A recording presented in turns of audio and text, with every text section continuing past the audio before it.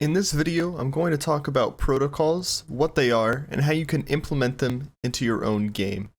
For those of you that are unaware, a protocol is essentially a subconscious routine that you do based on the situation that you are put in. In other words, it's a set reaction that you have to a certain situation. The easiest way I can explain protocols is by using a spawn-based protocol as an example. Let's use A site on Mirage. If I have a really good spawn towards the A ramp, I might throw a lot of aggressive utility, like such as a Molotov, a flashbang, and an HE grenade to get good damage on anyone playing aggressively towards the ramp and get information. If there's no one there, I could play close up and have an advanced position, taking that map control away from the terrorists.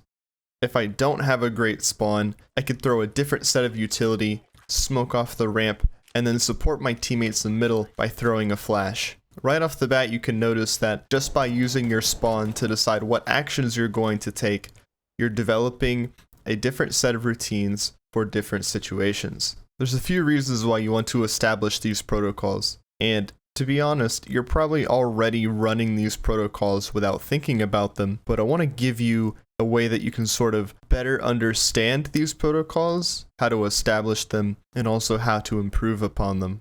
To go further along with this example, we're going to be looking at a few rounds from Dupree on Train, because he plays towards the ladder room, which is another position that heavily relies on spawn-based protocols. In this round, he has a really good spawn, so he throws a flash towards T connector and goes straight into the ladder room.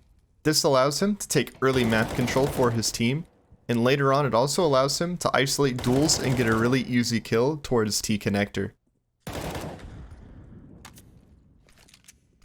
In this round, you'll notice that Dupree's spawn is a little bit further back, so instead of trying to go towards the ladder room, he's instead going to throw some utility and play more towards the red train in order to prevent the terrorists from coming out onto the bomb site.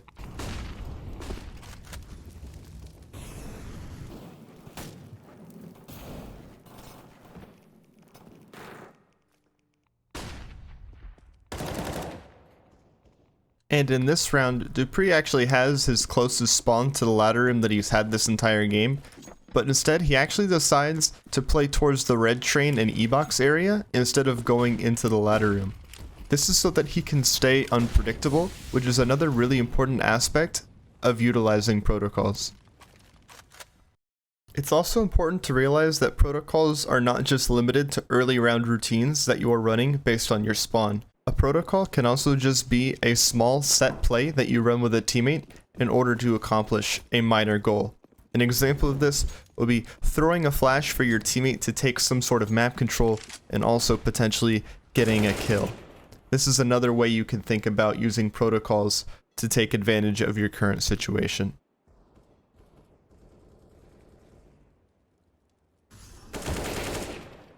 A protocol can even be something as simple as, when the terrorists execute onto the B bomb site, I'm going to throw my Molotov towards short B so that they have a harder time taking the site. The whole purpose of protocols is to create consistency in your gameplay and remove indecisiveness.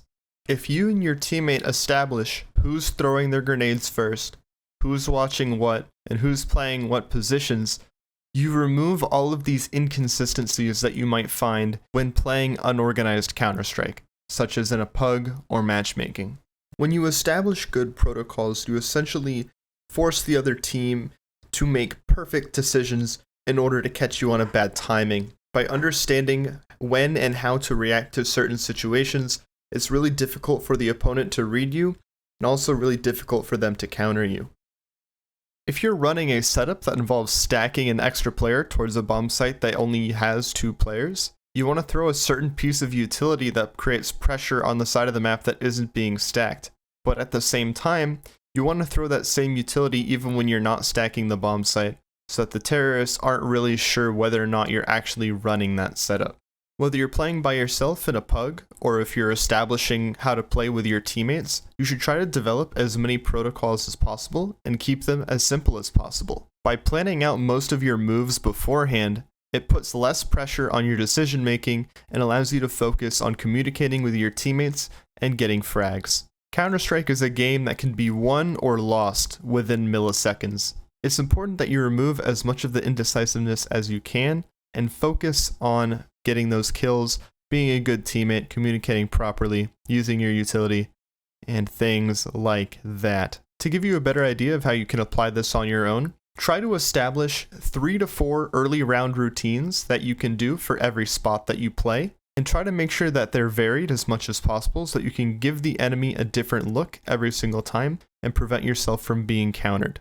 If you're still a little bit unsure about how protocols work or how to implement them, just watch a POV demo from a professional match, and you can get an idea of what sort of grenades, what sort of pathing, and what sort of plays that these players are making at the beginning, middle, and end of every single round that creates consistency in their play, but also makes them unpredictable.